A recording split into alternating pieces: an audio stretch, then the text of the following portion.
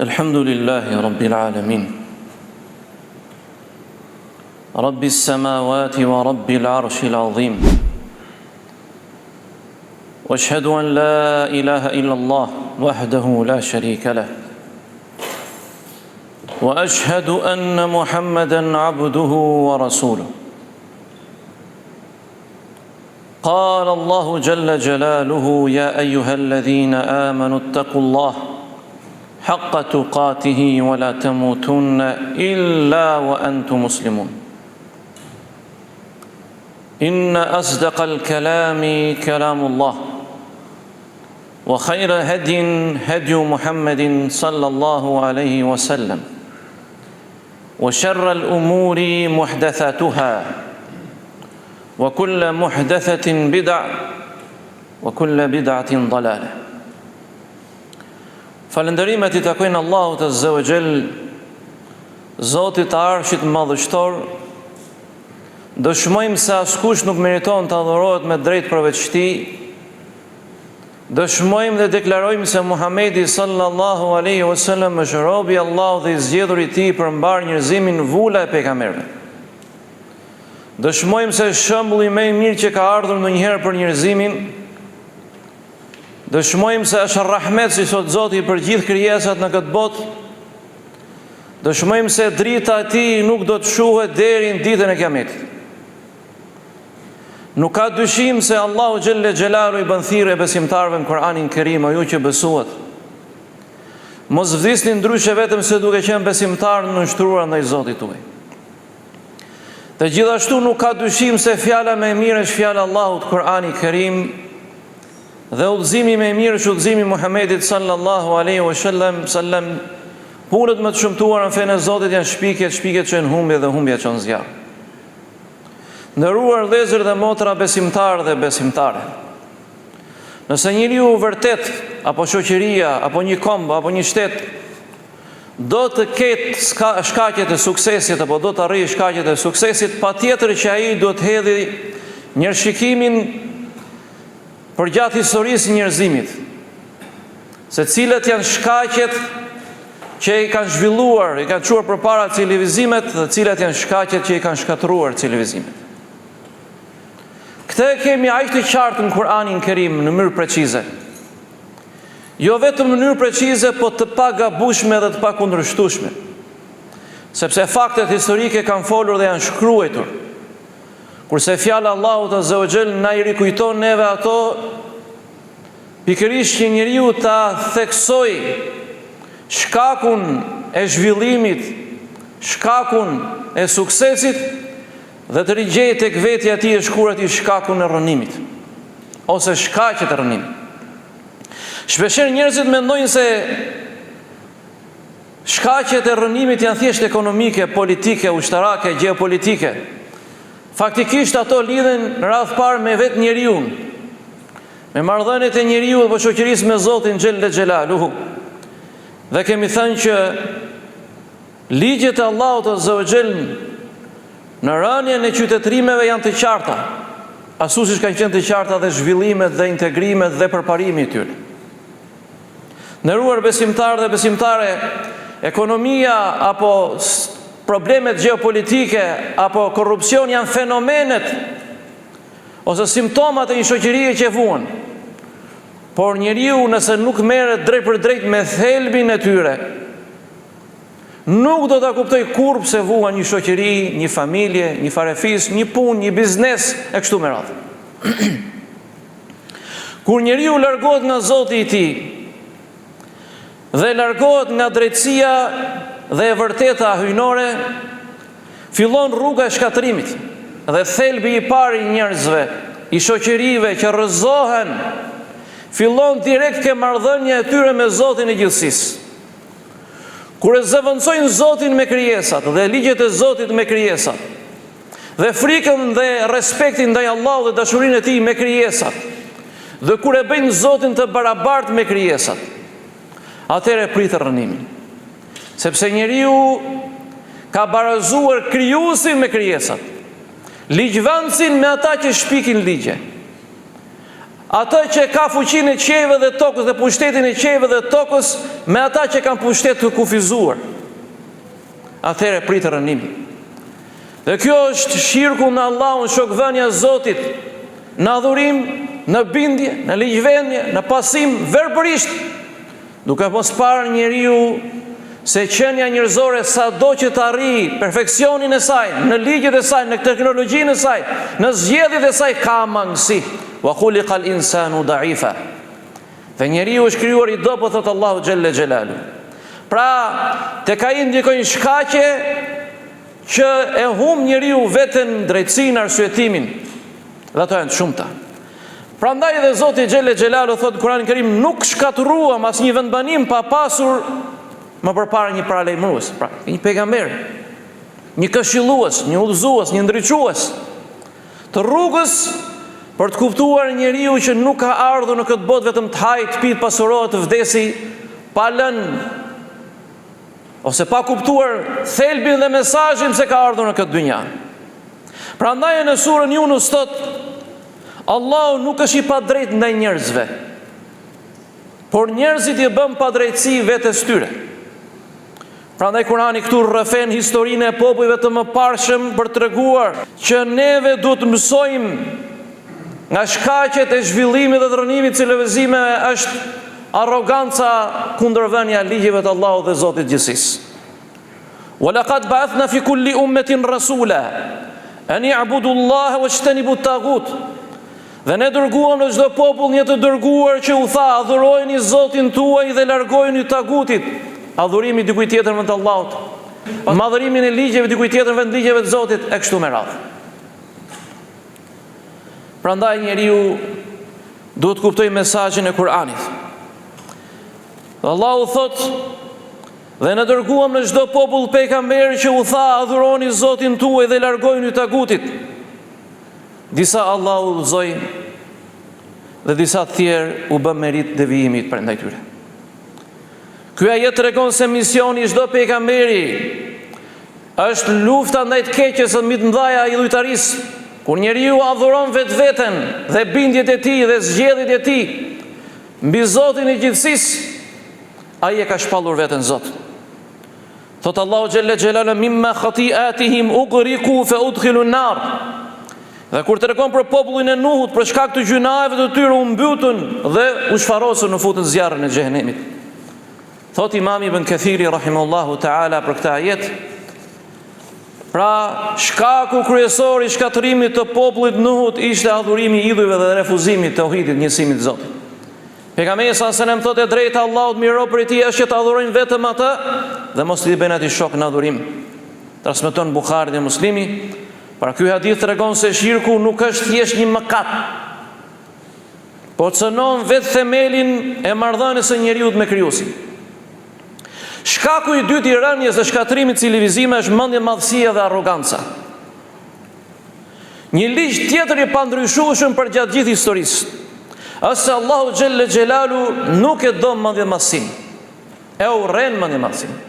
Dhe kush e sfidon Zotin në madhështinë e tij sfidohet me kohën, me sëmundjen, me vdekjen, me rënimin, me rrëzimin, me kryengritje, me poshtrime. Sepse në këtë lloj forme dhe njeriu kur arrin një farë mënyrë, një farë pushteti e ndjen veten Zot. Dhe çfarë thot ai do bëhet? Çfarë mendon ai do ndiqet, do zbatohet. Dhe çfarë thot ai do adhurohet. Dhe fjala e tij merret si shembull dhe kështu krijon një farë idhulli, derisa ky idhull e kupton se shumë shpejt rrënohet dhe havet veten. Allahu xhelle xhelalu thot në Kur'anin Kerim, inna fir'auna ala fil ard. Me të vërtet faraoni u ngrit dhe tregoi arrogancë në tokë, bëri mendje dhe madhësi dhe tha, unë jam Zoti juaj më i lartë. Prandaj Allahu thot fa akhadhahu Allahu nakala al-akhirati wal-ula. Atëherë Allahu e kapi dhe ndëshkim që e bëri shembull për jetën tjetër edhe në këtë botë.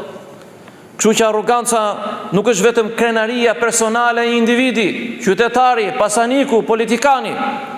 Ajo shfaqet kur pushteti e vendos veten mbi ligjin, mbi drejtësinë, mbi Zotin.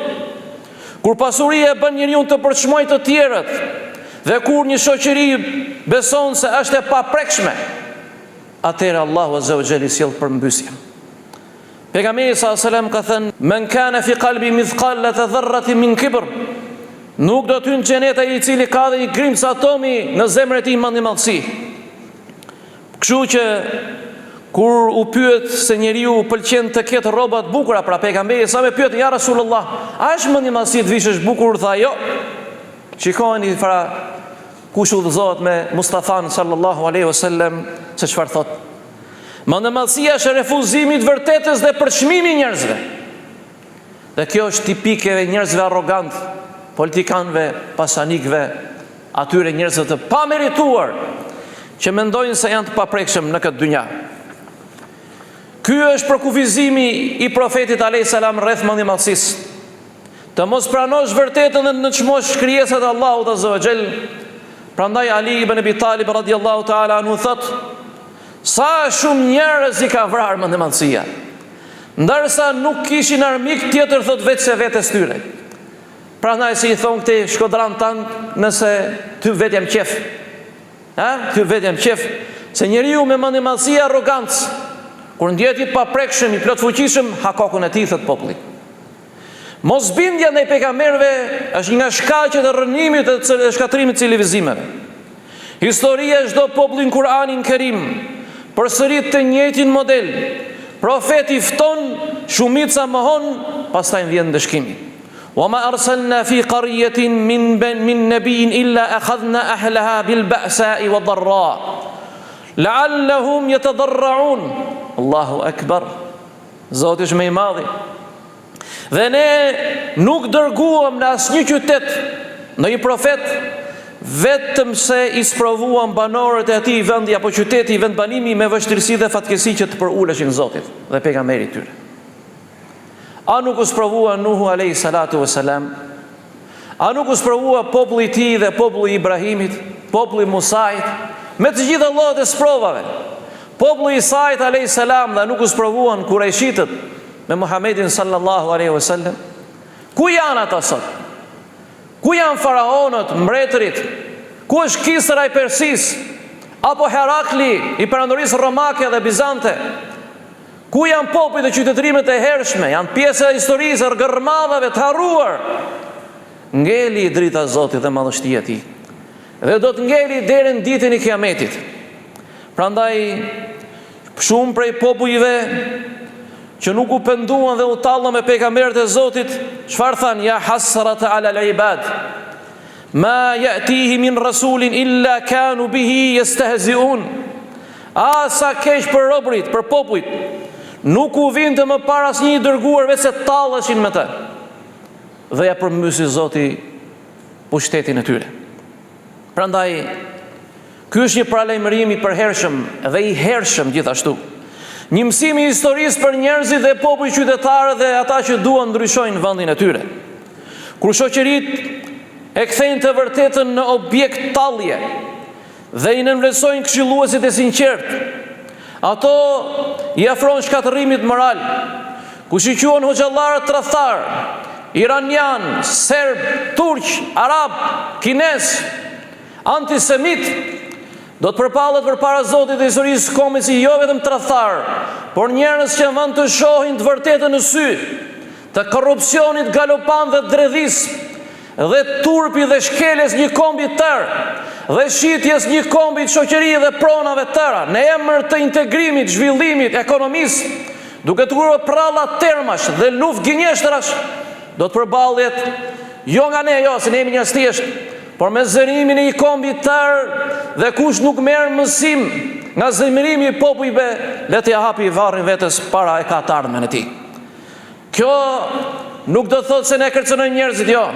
Ne jemi njerëz thjesht, por Zoti është aq i madh sa krijon shkaqe edhe nga jo besimtarët, për ta vënë vërtetën e tij aty ku e meriton, që ato kuptojnë dhe besimtarët e dobët, të cilët sot fshihen mas vërtetës tyre dhe kanë turp nga feja e tyre, nga hoxhallarët e tyre, nga ata që i bën kombin këtij shteti, nga Vebi Dibra, Hafiz Ali Kraja, Hafiz Karbunara, këtu që kemi pasur ne, Hafiz Ali Korça, Ibrahim Dalliu, e shumë burra tjerë, Hoxhallarët i bën komin e tyre dhe ne jemi bitë niprit dhe stërniprit e tyre. Dhe ase kemi shitur dhe ase shesim vendin. Vendin e shesin ata që tradhtojnë, që i përpushtetin e tyre krijojnë influenca të turpshme. Si të njollosin të tjerët për turpin e tyre. Dhe të gjejnë armiqtë e diversant në vitin 2026. Dhe të trajtojnë njerëzit si partinë e punës, armik i popullit, 1, 2, 3, diversant e tjera me radhë. Ku nuk e shikon të vërtetën sy, atëherë përpiqesh si avionët që ikin nga sulmet e kundrajrorëve, hedhin shashka. Kjo tregon se kanë frikë nga e vërteta. Kanë frikë nga e vërteta, kanë frikë nga e vërteta. Dhe kush është armiku? Janë islamikët që dalin shesh, antisemitët që po urrejnë hebrejt. Kurse Zoti u dha një përgjigje para disa ditësh, kur djem hebrejnë menin abdes dhe kryenin adhurimet e tyre në xhaminë e madhe apo vizitën e tyre në Tiranë. Ja si të poshtron Allahu Azza wa Jall. I drejtohesh atyre njerëzve po të ishim në antisemit, gjë që nuk na lejon feja të urresh njerëz për shkak të etnisë tyre apo racës apo ngjyrës tyre, me xhmain e Kur'anit, Sunetit, pejgamberit, sahabëve, tabiinëve deri sot nuk lejohet. Të thuash jemi antizionistë e themi me gjithë zemër nuk na tramet syri fare. Gjakatar, antifetar që s'kan fe, që përdorin Bible dhe ungjillin për interesa politike dhe shfarosje. Prandaj mos na tregoni pralla, sepse historia të përplas mbas mureve, të zhvesh, të turpron, të fliq, me shkaqe që Zoti i sjell në një shoqëri për ta ruajtur, për ta mbrojtur, për ta zgjuar, për të kuptuar njerëzit realitetin e vendit ku jetojnë. Prandaj Allahu pejgamberi sallallahu alaihi wasallam thot: shembulli im thot dhe asaj me cilën ka dërguar Zoti pra shpalljes, është si shembulli i njeriu që pa një ushtri dhe filloi të pranojë me njerëzit, domethënë kujdesi po vjen një ushtri atje. Pastaj sqaroi pejgamberi sallallahu alaihi wasallam se një grup e besoi dhe shpëtoi, pra kush e besoi pejgamberin dhe shpëtoi, ndërsa një grup tjetër e përgënjeshtroi dhe e goditi pra ushtria. Vëllezër dhe motra, ky hadith paraqet profetin si paralajmërues të mëshirshëm. Shpëtimi që vjen duke u përgjigjur thirrjes së tij, pra shpëtimi vjen duke u përgjigjur thirrjes së tij, ndërsa mohimi sjell humbje, degradim dhe shkatrim. Shkaku tjetër, vëllezër, që është shumë i rëndësishëm që të kuptojmë se shkatërrohen civilizime dhe qytetrimet, është kur njeriu bën padrejtësi, zullum. Al-dhulmu dhulumatun yawm al-qiyamah, thot pejgamberi sallallahu alaihi wasallam. Padrejtësia është errësirë, madje janë shumë errësira ditën e Kiametit. Wa ma rabbuka bi dhallamin lil abid. Dhe dijeni se Zoti juaj nuk është i padrejtë ndaj robëve të tij.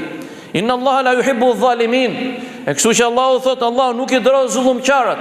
Në ajetin tjetër dhe nuk e shkatruam ata popull përpara jush vetëm se ishin zullumqtar, pra bën padrejtësi. Kështu që Aliu radiallahu ta'ala anhu në mëson një fjalë të madhe për ata që në quajnë antisemit, islamik, iranian, turq, teradharak, agent. Dëgjojnë ignorantër të mediave shqiptare, të mediave të shitura shqiptare, gazetar ignorant të paditur. Dëgjojni se si thelbi i një kombi, i një shoqërie është drejtësia para se të jetë feja. Në shkuptim, thot Aliu radiallahu ta'ala, shteti mund të qëndrojnë në kufër, pra mohim, nuk besojnë, s'ka problem, është zgjedhja tyre, por jo me padrejtësi. Pra çka do të thotë, si thot Ibn Taymija, Allahu e ndihmon një shtet, një shoqëri, edhe pse është mosbesim, por ama drejtësi mes njerëzve. Atëherë, kështu Allahu me faktet e tij dhe pejgamberi sallallahu alajhi wasallam me sahabët të zhveshin nga shpifjet, të zhveshin nga dredhit, nga gënjeshtrat, nga prallat, nga narrativat dhe ideologjitë që shpiken për të gjetur një armik, si të shpëtojnë. Po ka ardhur kaderi Allahut, nuk shpëton dot. Dhe kur vjen kaderi i Zotit, nuk shpëton dot. Pse? Jo se jemi ne të fortë, jo, po sepse zullumi ngrihet dhe bie, të rrëzon vet. Dhe atëre, kur një kom vendos për të refuzuar padrejtësinë, mos u përpiq të gjesh armikun, por të gjesh shkaqet që ta shoqërosh dhimbjen e një populli. Ibn Qayyim rahimahullahu ta'ala thot: Padrejtësia është shkaku më i shpejt i shkatërimit të shteteve dhe humbjes së begatisë. Pra thelbi, padrejtësia shkatëron besimin shoqëror dhe bën një shtet një ekonomi të brisht dhe të shkatëruar. E pesta, vëllezër, mashtrimi në tregti, në ekonomi. Pejgamberi Allahu azza wa jalla thotë: "Wailul lil mutaffifin", mirë për ata që kur masin me mangësi. "Awful kayla wal mizan", Allahu thotë në Kur'anin Kerim: "Plotsojini matjen dhe peshën me drejtësi", pra jepini hakun tjetrit. "Wala ta'kulu amwalukum bainakum bil batil", dhe mos e hani pasurinë një tjetrit vetëm pse me drejtësi, pra mos bëni pa drejtësi.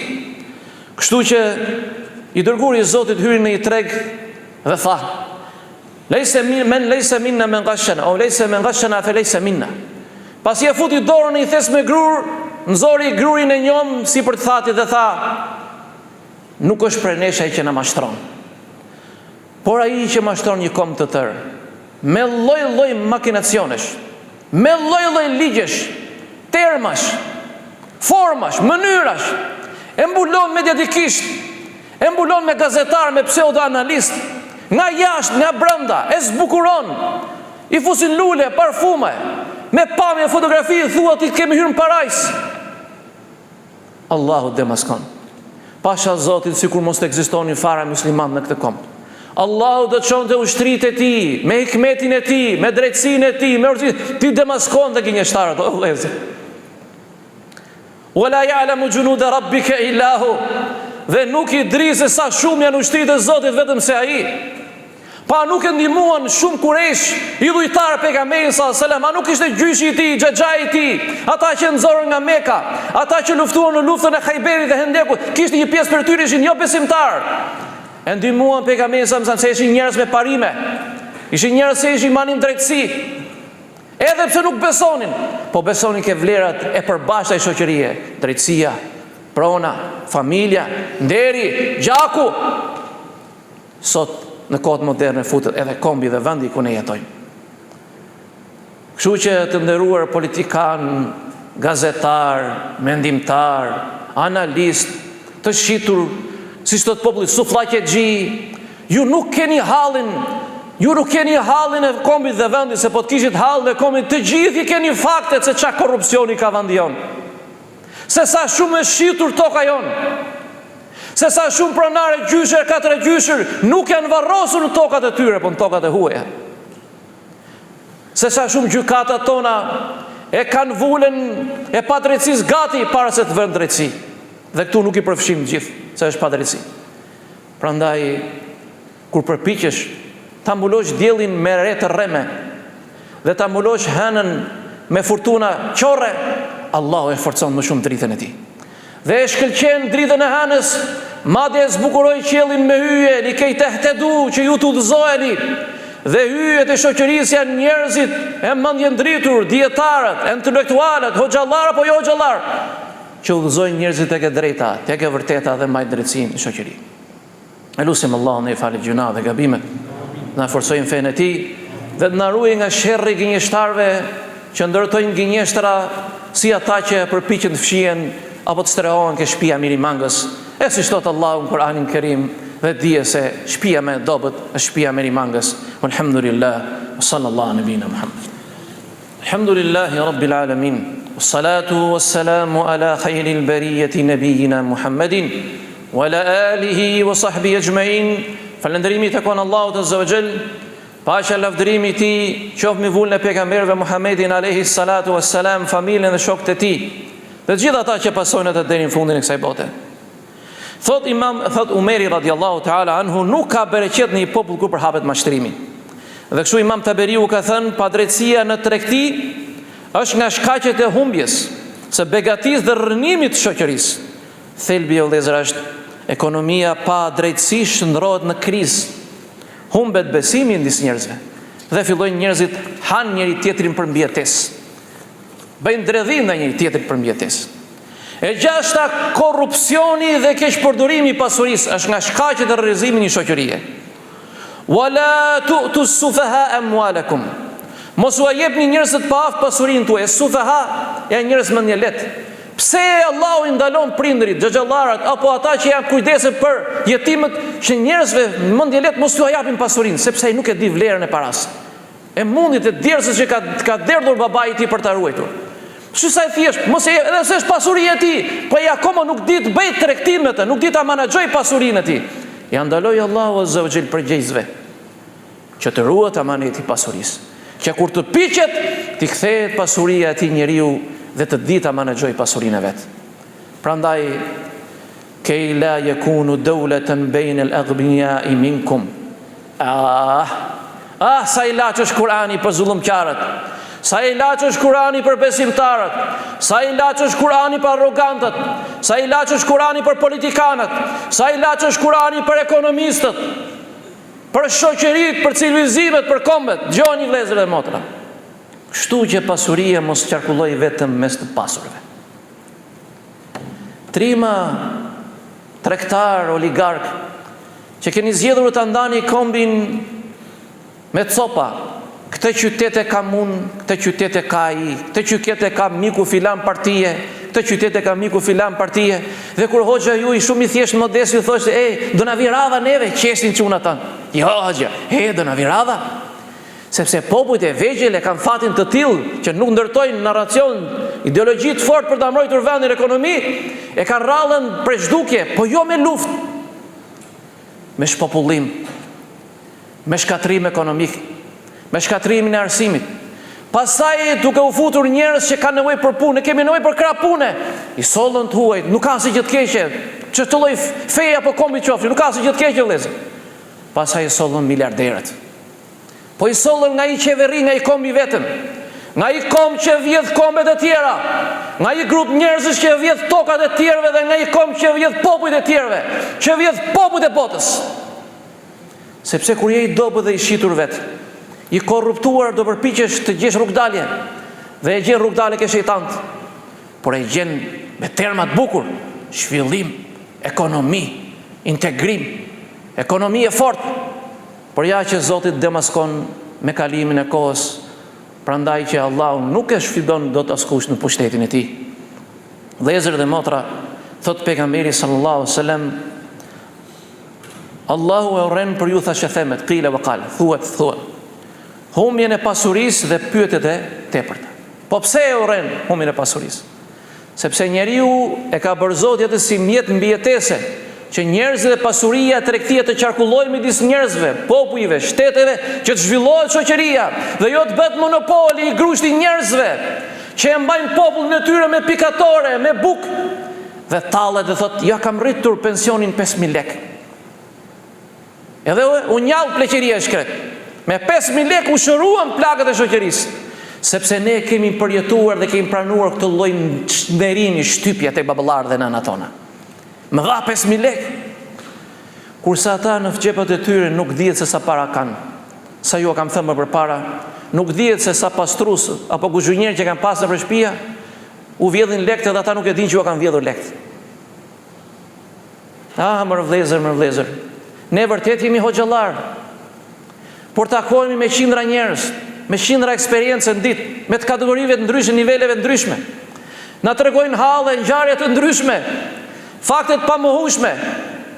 Kështu që kur përpiqesh ta mohosh të vërtetën, shpik gënjeshtra. Nga shkaqet e tjera, vëllezër, si thot Ibn Temia, kur më falni Abdullah ibn Abbas i thot, kur pasuria mblidhet në pak duar dhe padrejtësia përhapet, Allahu e largon bereqetin. S'kemi në sot kohë, në bereqet në kohë, bereqet në pasuri, bereqet ke familja, bereqet ke tregtia, bereqet ke shoqëria. Po ka. Aq e madh është bërë dinamika dhe jetesa njeriu shkatroi rehatin e tij, fenë e tij, shpirtin e tij, familjen e tij për para. S'ka bereqet. Sepse bereqeti është ngritur mbi zullumin. Dhe Allahu lotët atyre nënave, baballarëve që është bërë padrejtësi, nuk i çon kot jo. Edhe pse është jo besimtar, është vallahi edhe pse është jo besimtar. Edhe në qoftë mushriku më i madh. Wala yadhlimu rabbuka ahada. Dhe Zoti yt nuk i bën padrejtësi askujt.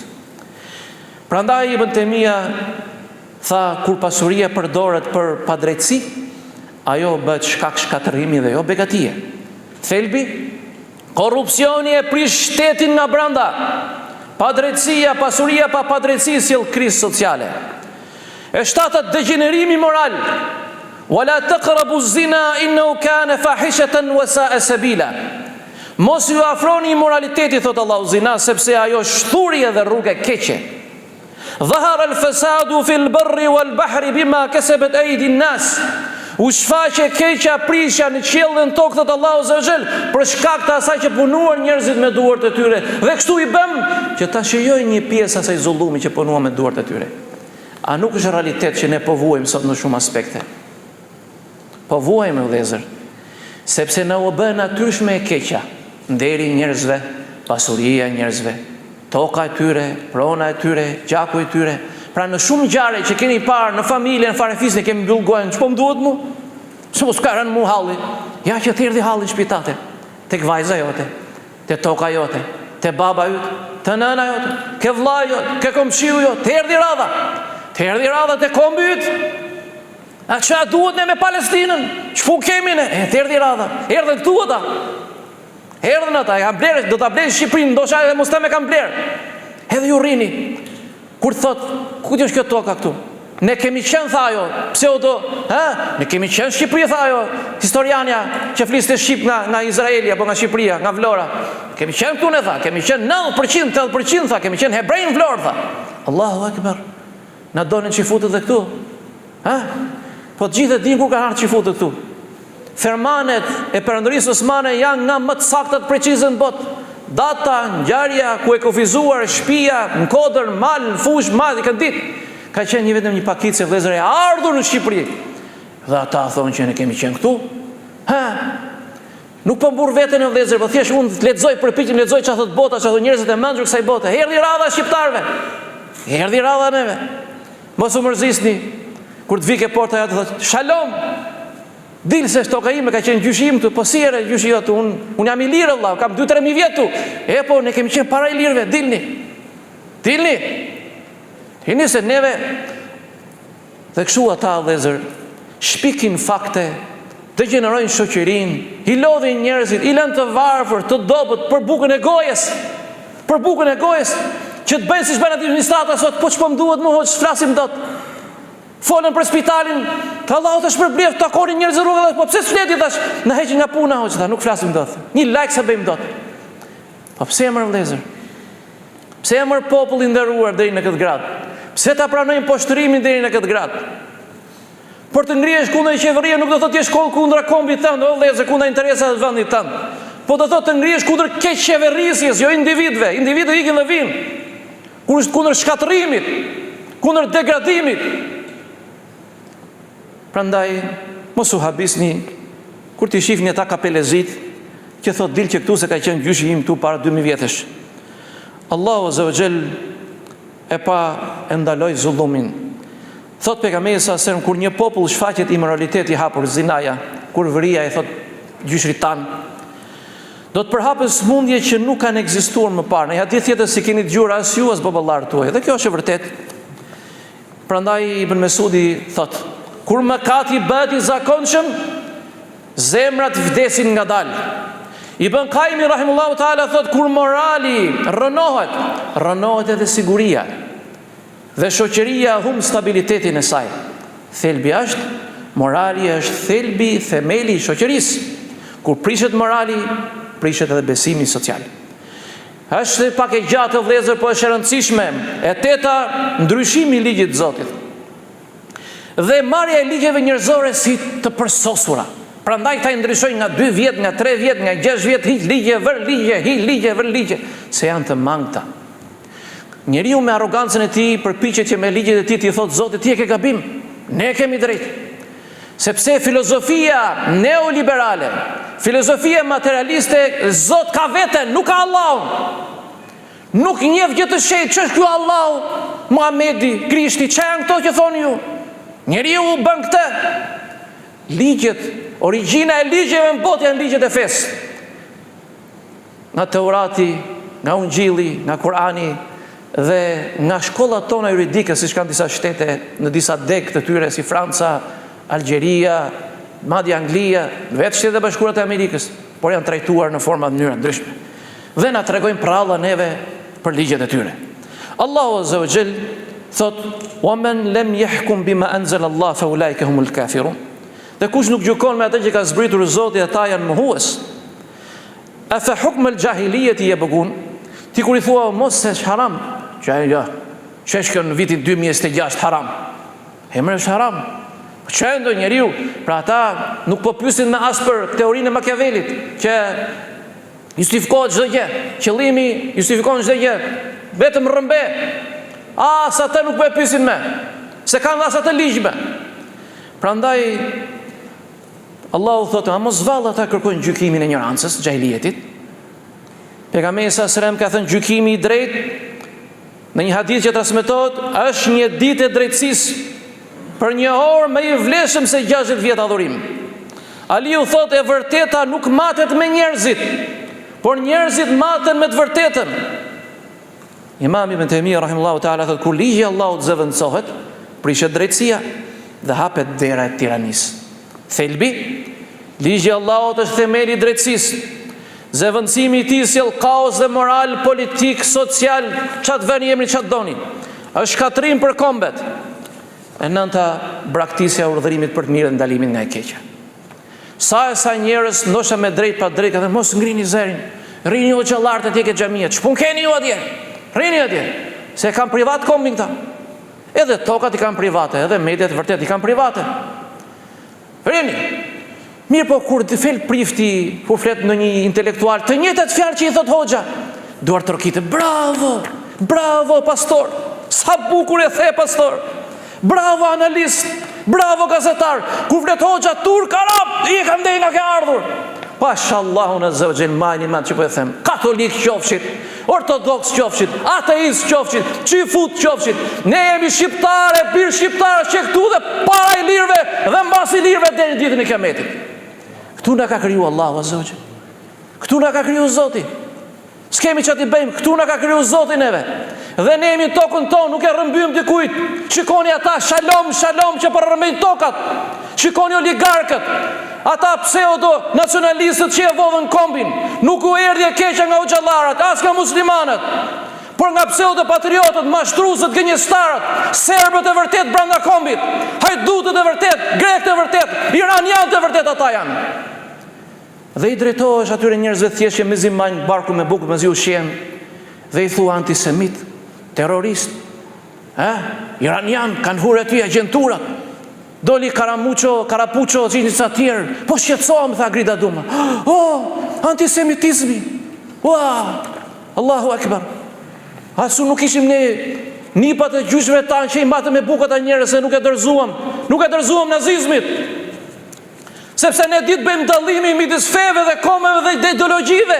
Nuk kemi punë me fet dhe kombet, por me ideologjit kemi shumë punë.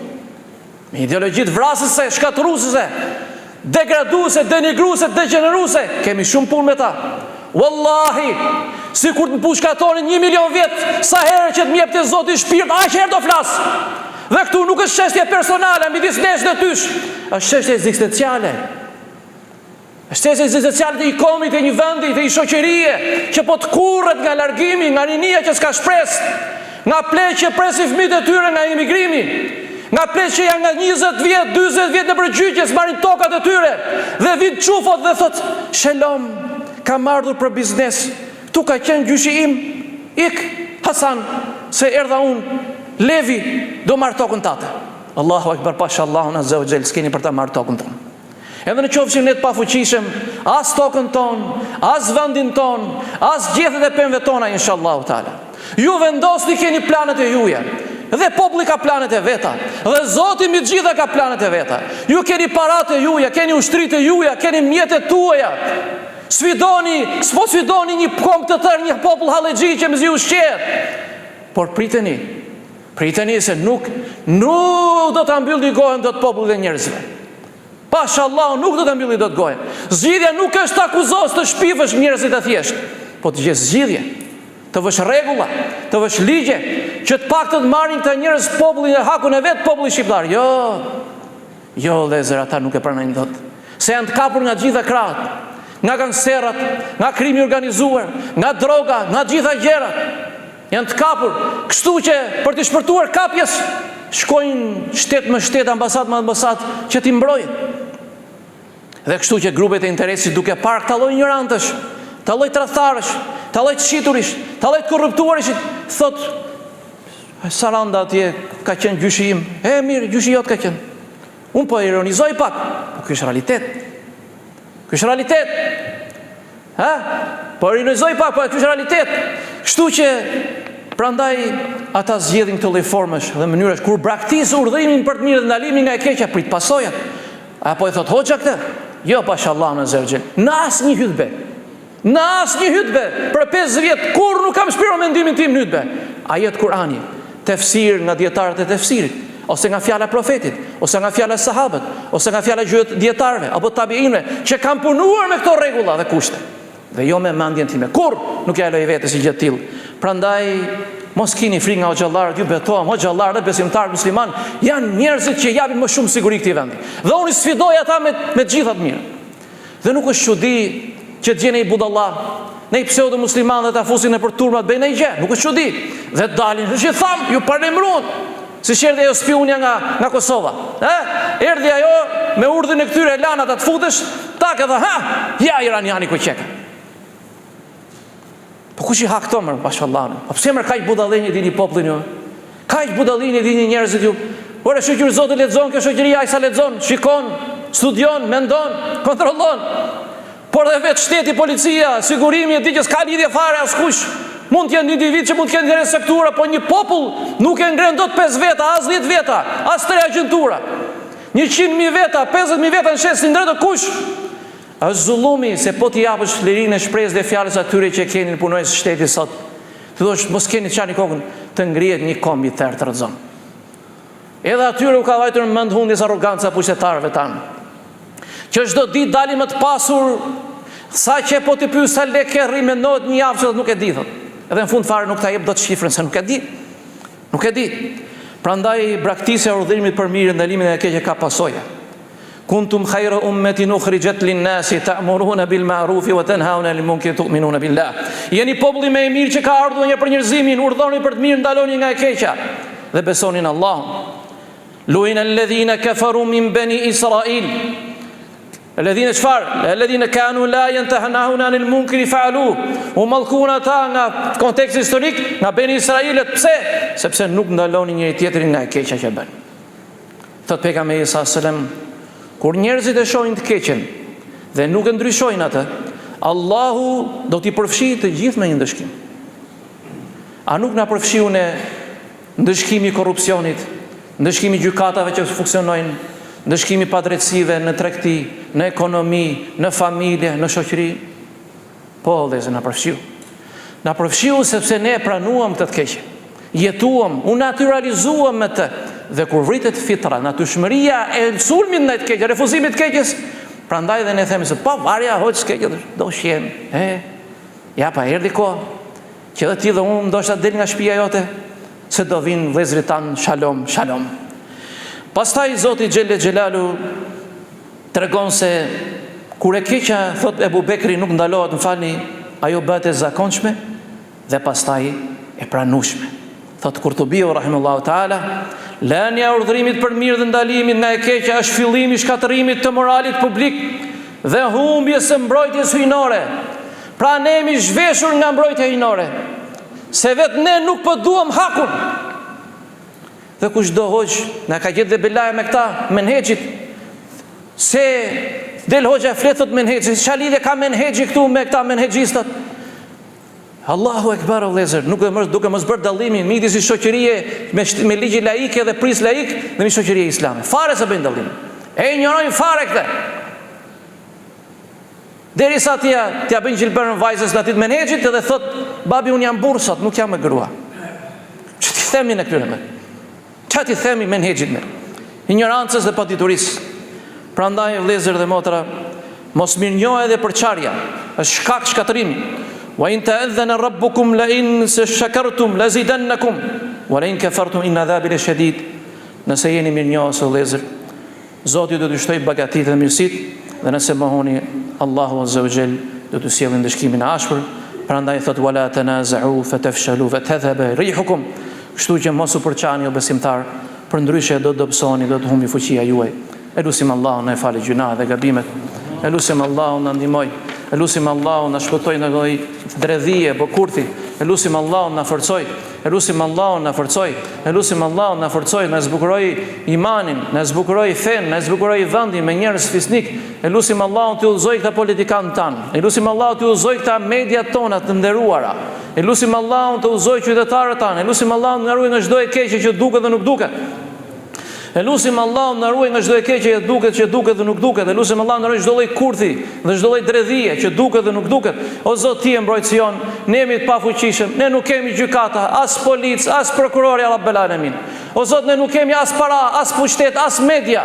O Zot, vetëm ty të kemi. Dhe kefana rabbuka wa izzatuka wa hifdhuka ya Rabbel Alamin. Na mjafton mbrojtja jote, na mjafton përkraja jote, na mjafton drejtësia jote, na mjafton urtësia jote, na mjafton rrezku yt, na mjafton rahmeti yt, na mjafton mbrojtja jote ya Rabbel Alamin. O Zot, ruaj vëllezër e motra tona në Palestinë. O Zot, ruaj vëllezër e motra tona në Palestinë. O Zot, ruaj vëllezër e motra tona në Palestinë. O Zot, ruaj vëllezër e motra tona në Palestinë dhe ruaj vëllezër e motra tona besimtarë dhe besimtare kudo që ndodhen, dhe shqiptarët e shkretet miruar kudo që ndodhen, dhe ktheje ata triumfator dhe të nderuar në vendin e tyre. Walhamdulillahi rabbil alamin. Wa sallallahu nabina Muhammad wa ala alihi wa sahbihi ajma'in.